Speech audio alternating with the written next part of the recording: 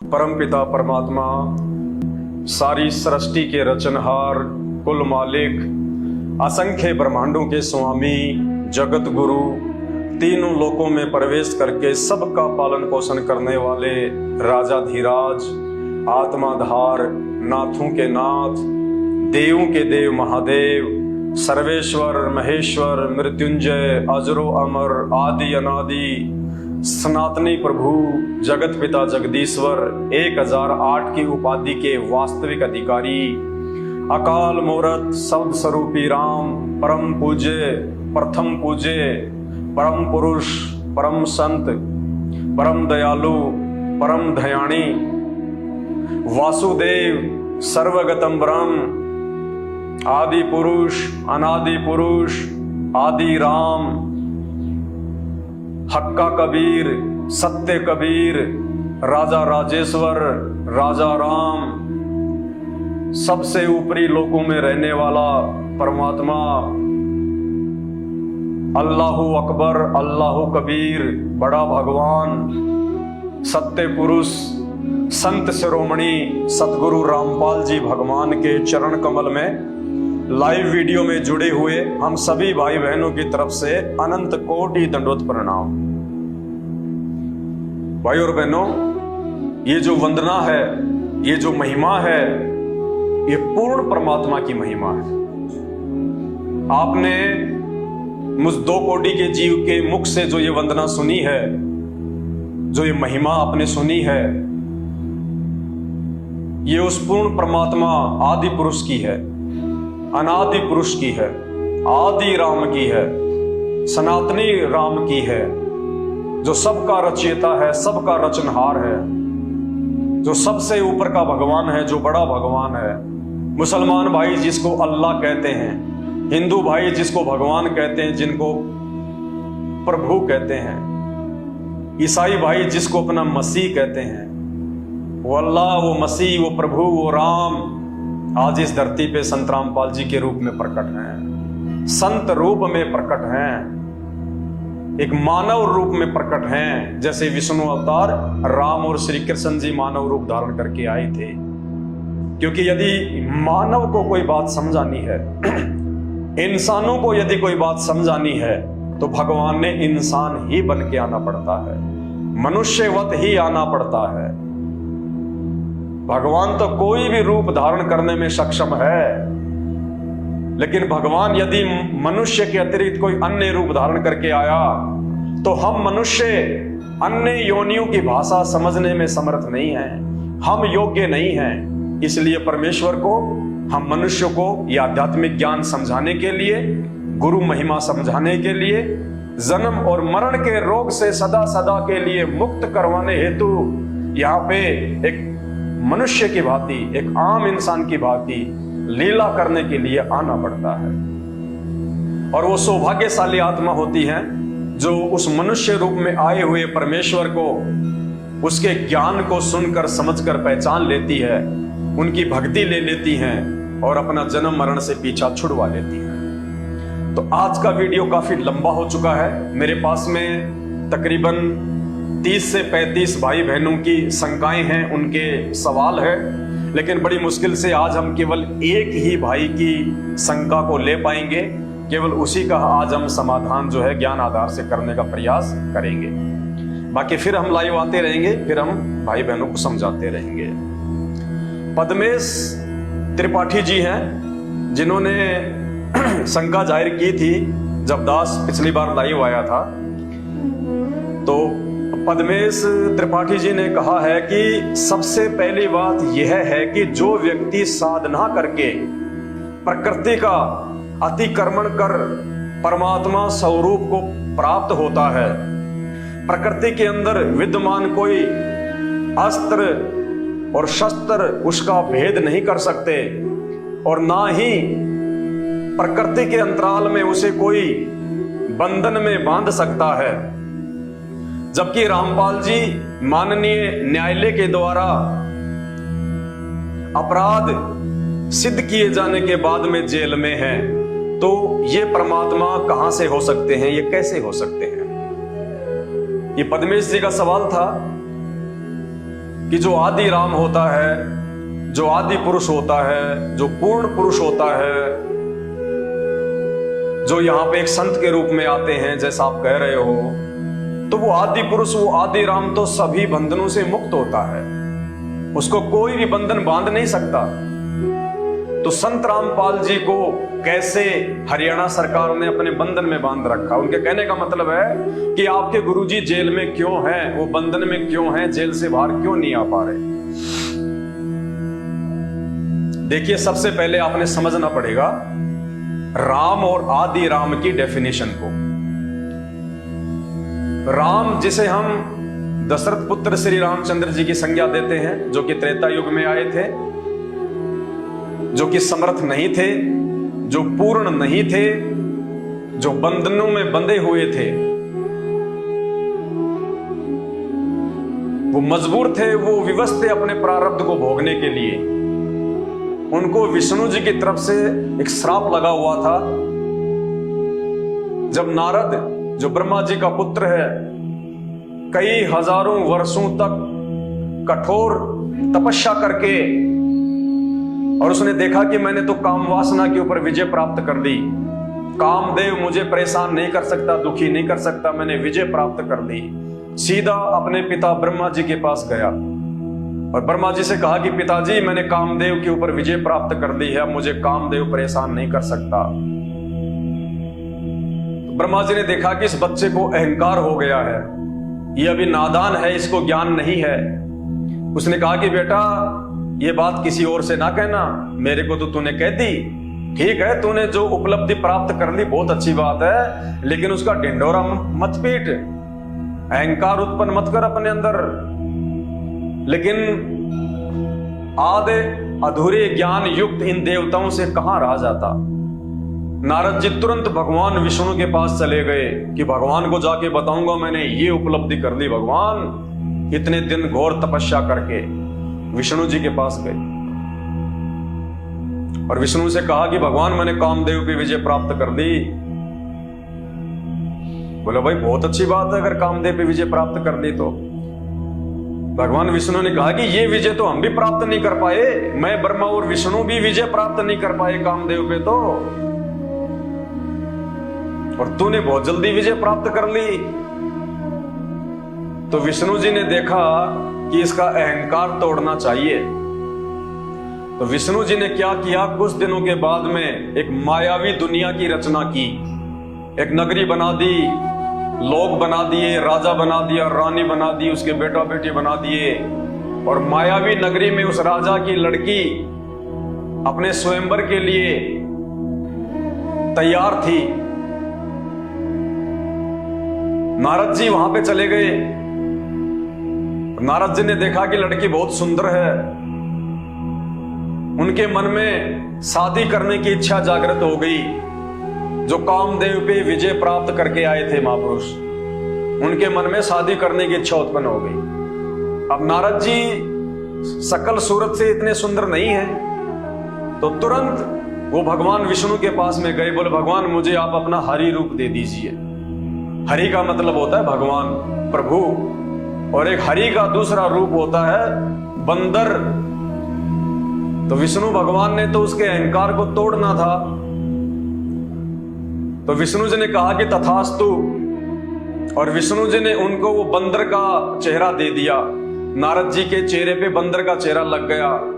अब आदमी अपने चेहरे को नहीं देख पाता, इसलिए उसने सोचा कि मेरे चेहरे पे तो भगवान विष्णु का चेहरा लग गया, अब मेरे से तो कोई सुंदर है ही नहीं। तो जाके स्वयंवर की लाइन में नारद जी खड़े हो गए।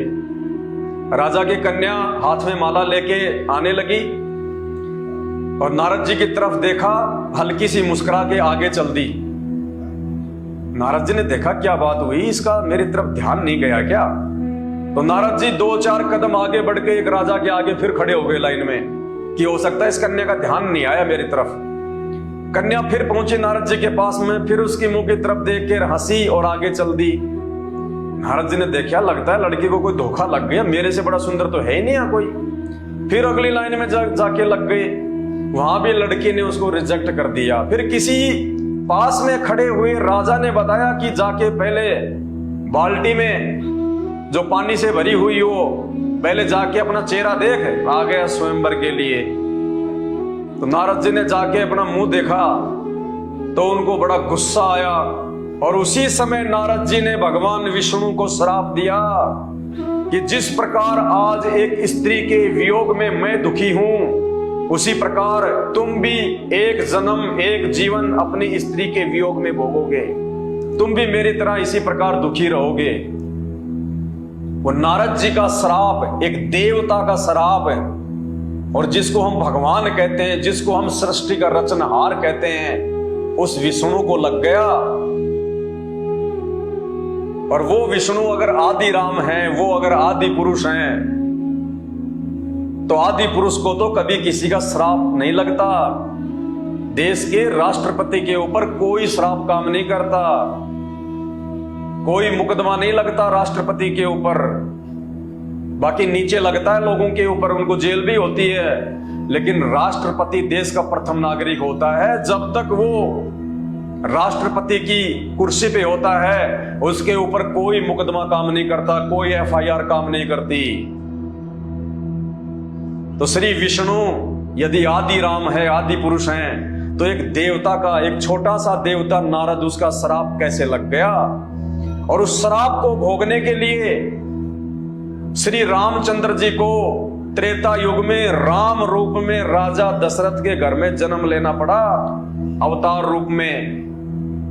और नियति के अनुसार, वो प्रारब्ध के अनुसार उनको वो श्राप भोगने के लिए शादी के उपरांत सीता और लक्ष्मण के साथ वनवास में जाना पड़ा 14 वर्ष के लिए।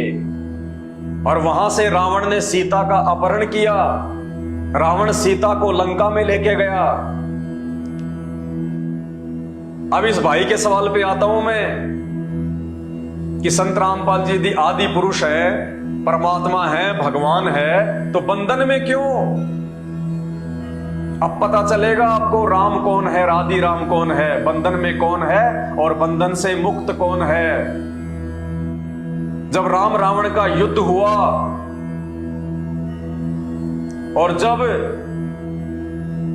रावण ने राम की समुचित सेना को नाग फांस में बांध दिया,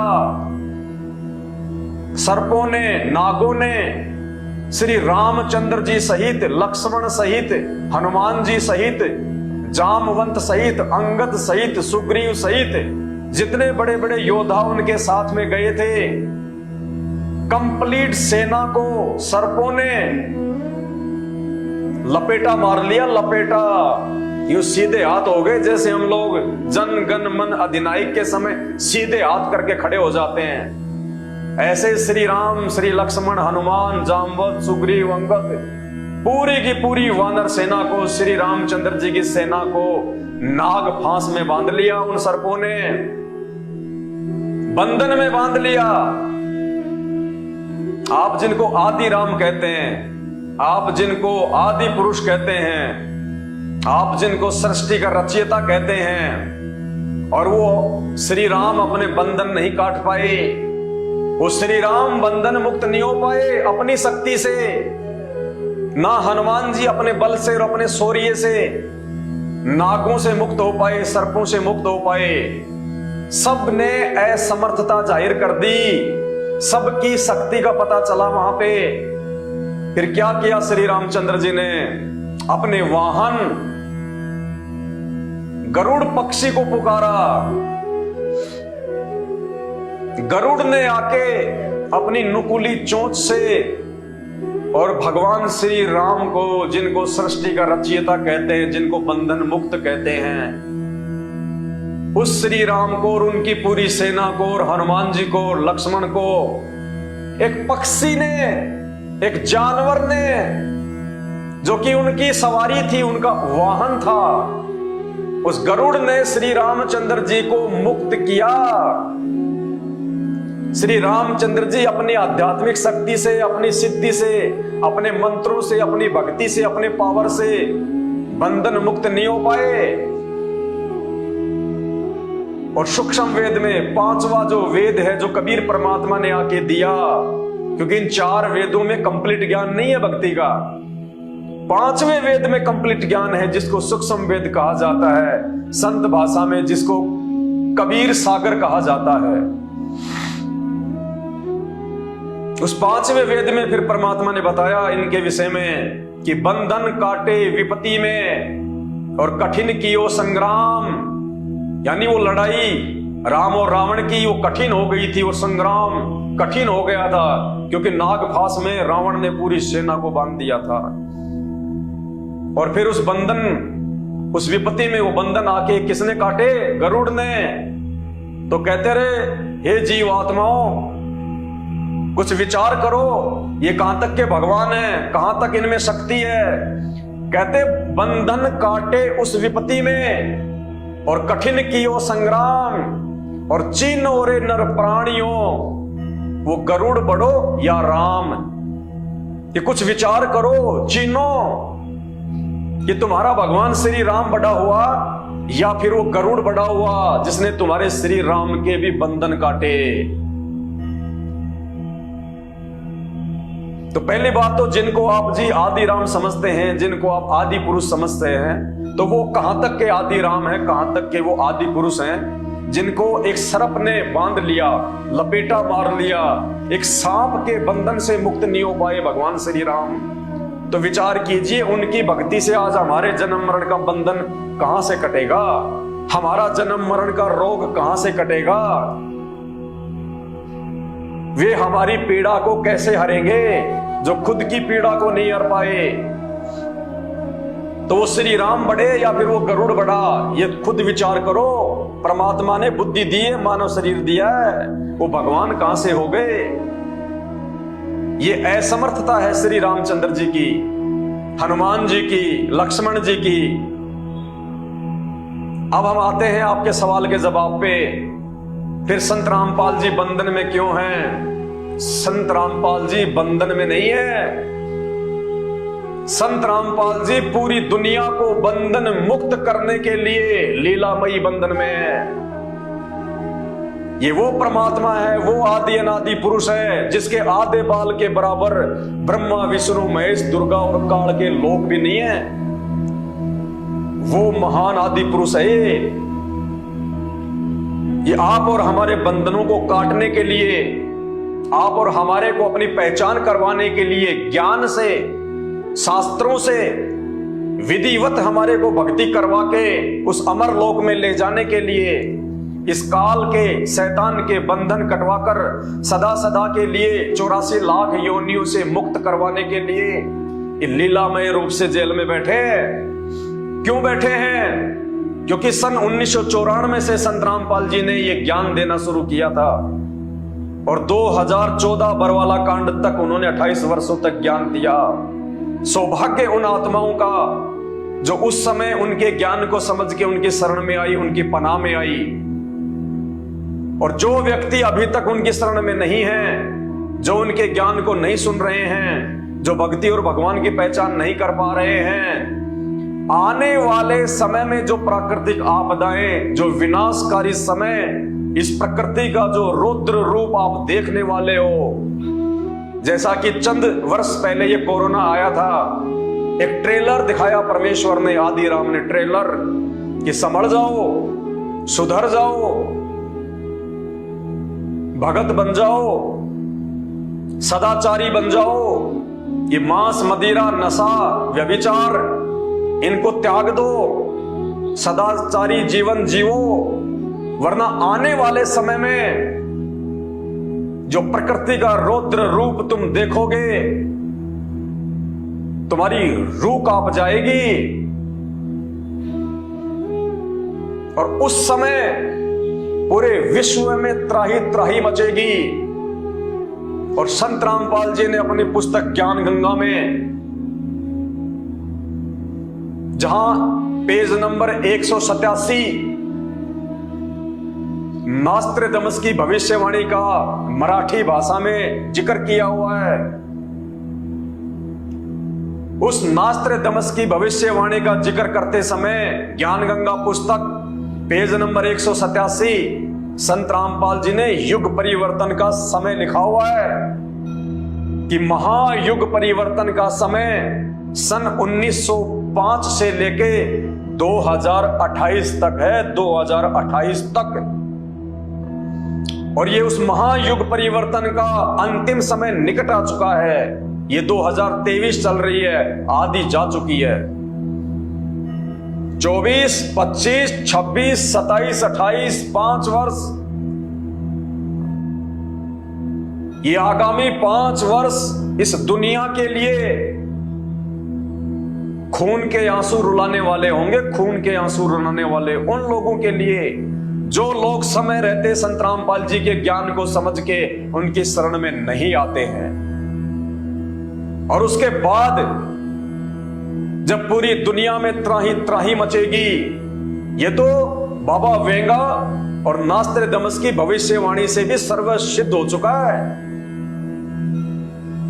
और इन सबसे ऊपर की भविष्यवाणी जो संत रामपाल जी ने अपनी पुस्तक ज्ञान गंगा में लिख दी है, उसको तो धरती का कोई प्राणी काट ही नहीं सकता। संत रामपाल जी के मुख से और उनके हाथ से लिखे गए वचन को 21 ब्रह्मांड में कोई फैल नहीं कर सकता।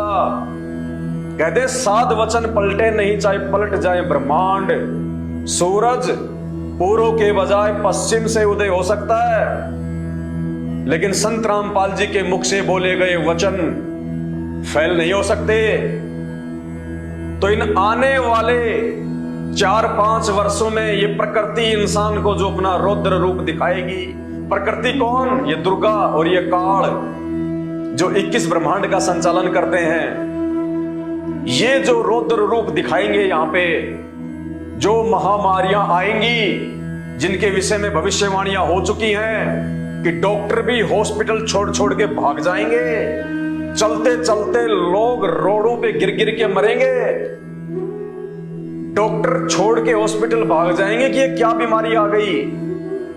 ऐसी ऐसी महामारियां, ऊपर से प्राकृतिक उथल पुथल, कहीं भीषण बरसात हो रही है तो कहीं कोई साइक्लोन आ रहा है। जैसे अब ये बिपरजॉय आया, क्यों खाली करना पड़ गया आधा गुजरात, राजस्थान तक उसने तबाही मचा दी। ये तो शुक्र मनाओ उस आदि पुरुष संत रामपाल जी का, जिन्होंने इंसान को सन 1951 के बाद जब से वो धरती पे आए हैं, ये टेक्नोलॉजी दे दी, साइंस दे दी, टीवी इंटरनेट ये दे दिए, ताकि इंसान ने पहले से उन चीजों का अनुमान लगा के और लोगों को जो है वो सुरक्षित स्थान पे भेज दिया। वरना गुजरात में जो बिपरजॉय आया था, इससे कितने लोग मरने थे, लाखों की संख्या में, कितनी जो है वो तबाही होनी थी। शुक्र मनाओ परमेश्वर का, जिन्होंने इंसान को पिछले 50 वर्षों में ये साइंस दी है, ये टेक्नोलॉजी दी है। उससे पहले कहां थी ये साइंस, ये टेक्नोलॉजी? भगवान श्री राम और श्री कृष्ण आजीवन गर्मियों में गर्मी मरते रहे, सर्दियों में सर्दी मरते रहे। गर्मियों में एसी नहीं बना पाए, सर्दियों में हीटर नहीं बना पाए, चलने और आने जाने के लिए ढंग की कोई गाड़ी नहीं बना पाए, डामर की रोड नहीं बना पाए, घोड़े जोड़ के चलते थे। क्या उनको आवश्यकता नहीं थी? क्या आज के इंसान में ज्यादा बुद्धि है जो उसने BMW गाड़ी बना ली, जिसने ओडी बना ली, एरोप्लेन बना लिए, जिसने डामर की रोड बना दी, GT रोड बना ली? क्या वो नहीं बना सकते थे? ये बुद्धि परमेश्वर ने उस समय उनको नहीं दी, ना राम को दी, ना श्री कृष्ण जी को दी, उस आदि राम ने, सतगुरु रामपाल जी भगवान ने। ये आज दी है परमेश्वर ने हमसे भक्ति करवाने के लिए, ताकि हम भक्ति आसानी से कर सके, आने जाने में हमारे को सुविधा हो, कम्युनिकेशन में हमारे को जो है वो सुविधा हो। उनके प्रवचन, उनके सत्संग हम एक मेमोरी कार्ड में डाल सकते हैं, हम टीवी पे सुन सकते हैं। एक जगह संत रामपाल जी बैठ के सत्संग सुनेंगे, घर घर में देश विदेश में उनके सत्संग जो है सुनाई देंगे टीवी के माध्यम से। ये टेक्नोलॉजी ये संत रामपाल जी ने दी है इस दुनिया को, इस आदि पुरुष ने। तो आने वाले समय में प्रकृति जो अपना रौद्र रूप दिखाएगी, वो चाहे किसी भयंकर महामारी के रूप में हो जैसे कोरोना, चाहे अतिवृष्टि के रूप में हो, भीषण बरसात के रूप में हो, चाहे किसी भयंकर भूकंप के रूप में हो। जैसे कुछ महीने पहले तुर्की में भूकंप आया रातों रात, और 2 घंटे में लाखों लोगों को मौत की नींद सुला दिया। तो हिंदुस्तान से कौन सी यारी है जो भूकंप हिंदुस्तान में नहीं आ सकता। ये ट्रेलर दिया परमात्मा ने हिंदुस्तान की आत्माओं को। सौभाग्य हमारा जो परमात्मा हिंदुस्तान में आए हुए हैं कि सुधर जाओ, वरना तुम्हारा भी यही हाल होगा वर्तमान में। और जो विश्व युद्ध की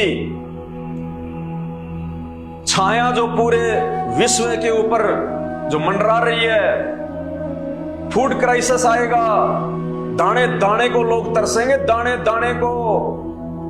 जय गुरुदेव पंथ के प्रवर्तक संत तुलसीदास ने, जब तक उनके पास में आध्यात्मिक शक्ति थी, पावर थी, बाद में तो वो भी जो है भुगत भुगत के मरे।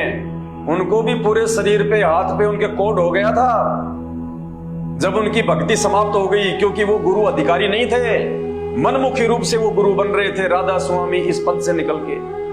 और जब उनकी भक्ति लोगों को आशीर्वाद दे दे के समाप्त हो गई, अंत में उनकी भी दुर्गति से मौत हुई है। लेकिन जब तक उनके पास में भक्ति थी, उनके पुण्य थे, तब तक उनका जो कनेक्शन था, वो काम जो है वो कर रहा था। तो श्री तुलसीदास जी ने भविष्यवाणियां की हुई है कि आने वाले दिनों में ऐसा समय आएगा, ये 2028 से पहले पहले बोरा भर के पैसों का ले जाओगे, 1 किलो आटा भी नहीं ले पाओगे।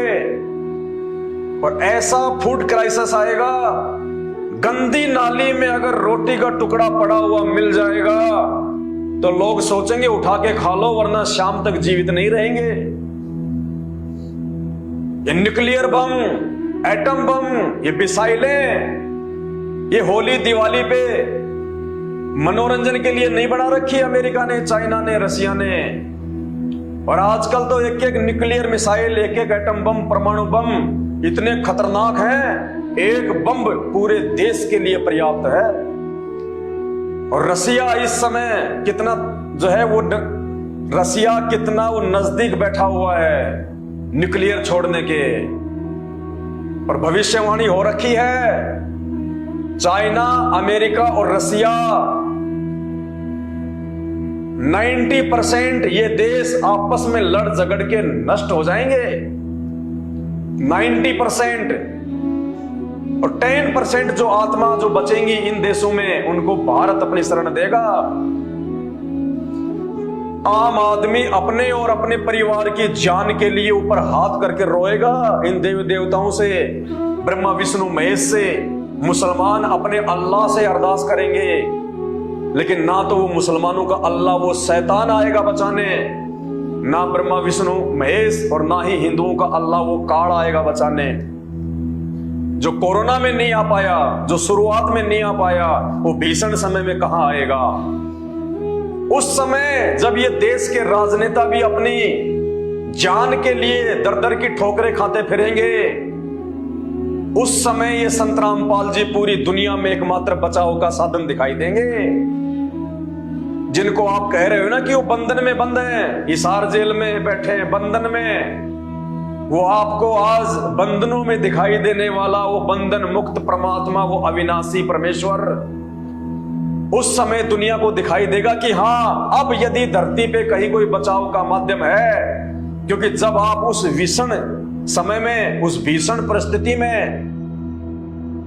वो डरावने समय में, जब आप संत रामपाल जी के भक्तों को देखेंगे कि ये कौन सी मिट्टी के बने हुए हैं, ना इन पे कोई मिसाइल काम कर रही, ना इनके मकानों पे कोई एटम बम काम कर रहा, और इस भयंकर फूड क्राइसिस के समय में जहां हम लोग दाने दाने के लिए रो रहे हैं, तरस रहे हैं, और ये खुद भी खा रहे हैं, लोगों को भी खिचड़ी चावल बना बना के खिला रहे हैं, इनके घर में कहां से आ रहा है। तो संत रामपाल जी ने अपने प्रवचनों में अपने भक्तों को आशीर्वाद दे रखा है कि जो मेरे इन नियमों में रह के आजीवन मेरी भक्ति करेगा, आने वाले समय में अगर तुम्हारे घर में एक दाना भी अगर होगा, एक दाना गेहूं का, सुबह वो पीपा, वो मटका, वो गेहूं से भरा हुआ मिलेगा, भरा हुआ। ये वो समर्थ परमात्मा है। सतगुरु जो चावे सो कर दे, भरम पड़ो मत कोई, और सेव धड़ पर शीश चढ़ाया, पीछे करी रसोई। ये वो समर्थ परमेश्वर है। दुनिया देखेगी फिर इनके भक्तों के आधार से कि तुम्हारा गुरु कौन है। तुमने भक्ति किसकी की है, तुम्हारे ऊपर किस महापुरुष का हाथ है। तब इस दुनिया को पता चलेगा जब इनके आज ही ये तथाकथित धर्मगुरु और ये 33 करोड़ देवी देवता ब्रह्मा विष्णु महेश दुर्गा और काल भी ऊपर हाथ खड़े कर लेंगे कि यजमानो अब हमारे बस की बात नहीं है, अब बात हमारे हाथ से निकल चुकी है। ये जितने भी धर्मगुरु हैं ये सब छोड़ छाड़ के आश्रम भाग जाएंगे, बंकरों में छुप जाएंगे ये नेता लोग। वो समय आएगा आने वाले समय में, इन 5 वर्षों में, ये मैं अपनी तरफ से नहीं बोल रहा, ये भविष्य वक्ताओं की भविष्यवाणियां हैं जो आए दिन ये टीवी चैनल वाले अपने चैनलों पे चलाते रहते हैं। दुनिया भर के यूट्यूबर अपने यूट्यूब पे वीडियो के माध्यम से तुम्हें जागरूक जो है वो करते रहते हैं। उस समय एक संत रामपाल जी का नाम निकल के आएगा इस दुनिया में कि अगर इस पूरे विश्व को कोई बचा सकता है और भारत को यदि कोई बचा सकता है, भारतवासियों को यदि कोई बचा सकता है, तो केवल एक परम शक्ति है जिसके ऊपर ना दुनिया का कोई एटम बम काम करता, ना कोई न्यूक्लियर बम काम करता, ना कोई मिसाइल काम करती, सब निष्क्रिय। और ये वो समर्थ शक्ति है, ये वो समर्थ भगवान है, वो परमात्मा है, वो आदि अनादि पुरुष है जो अपने हाथ अगर यूं कर दे सूरज रुक जाएगा वहीं पे सूरज, और वो प्रतीक्षा करेगा कि हे प्रभु जब आप आदेश देंगे तब आगे बढ़ूंगा। इस भारत देश के ऊपर अगर न्यूक्लियर अटैक होना होगा उस समय संत रामपाल जी अपना हाथ यदि यूं कर देंगे वो आसमान में खड़ा खड़ा मंडराएगा वो न्यूक्लियर बम कि कहां जाके गुरु। अरे बिपरजॉय क्या, बिपरजॉय का बाप भी अगर आ जाए, सातों समुद्र भी अगर एक साथ अगर उठ के अगर भारत देश की तरफ यदि तबाही मचाने की सोचें और संत रामपाल जी यदि अपने हाथ से यूं कर देंगे वो समुद्र वहीं का वहीं अपनी लहरों समेत ऐसे जाम हो जाएगा जैसे पानी से जो है वो बर्फ बन जाती है। ये वो परम शक्ति है, पहचानो। ये 2 घंटे से थूक बिलोने में मुझे कोई आनंद नहीं आ रहा, तुम्हारी तरफ से मुझे कोई पैसा नहीं मिल रहा, मुझे कोई पेंशन नहीं मिल रही है ये बातें बताने की, लेकिन तुम्हारे भविष्य के लिए बता रहा हूं। तुम जो अनजान हो अभी भक्ति और भगवान से, तत्वदर्शी संत से, सत्संगों से अनजान हो तुम। अभी तक इन नकली धर्म गुरुओं ने केवल आपको भिलनी और राम की, सुदामा और श्री कृष्ण जी की मीठी मीठी कहानियों में उलझाया है। इन्होंने आपको वो कथाएं नहीं सुनाई जो काम वो परमात्मा किया करता है, जो मुर्दे को जिंदा करता है, जो कोडी को काया देता है, बांझ को पुत्र देता है, जो निर्धन को माया देता है। उस समय भारत देश के राजनेता, जो भी उस समय देश का प्रधानमंत्री होगा या राष्ट्रपति होगा, जिनको आप बंधन युक्त कह रहे हो कि जेल में क्यों बैठे हैं, बंधनों में क्यों बंधे हुए हैं, उस आदि पुरुष को, उस परम पुरुष को, उस परम धनी को, उस तत्वदर्शी संत को जो एकमात्र विश्व का जनक है, ब्रह्मा विष्णु महेश 33 करोड़ देवी देवता दुर्गा और काल जिनके पैर के नाखून के बराबर नहीं है, उस आदि परम पुरुष को उस समय भारत देश का जो प्रधानमंत्री होगा, जो राष्ट्रपति होगा, वो हिसार जेल में जाके घुटने टेक के नाक रगड़ रगड़ के अपने कंधों पे बैठा के लाएगा। इस बात को नोट कर लेना, अगर पेन और डायरी हो तो नोट कर लेना, या इस वीडियो की ये कटिंग किसी सुरक्षित जगह पे सेव कर लेना अपने मोबाइल में। उससे पहले संत रामपाल जी जेल से बाहर नहीं आने वाले, वो अपनी मर्जी के मालिक हैं। लीला परमात्मा जैसी करें, जो मर्जी करें, ये संतों की अपनी मर्जी होती है, लेकिन उनके जेल से बाहर आने का एकमात्र रास्ता यही है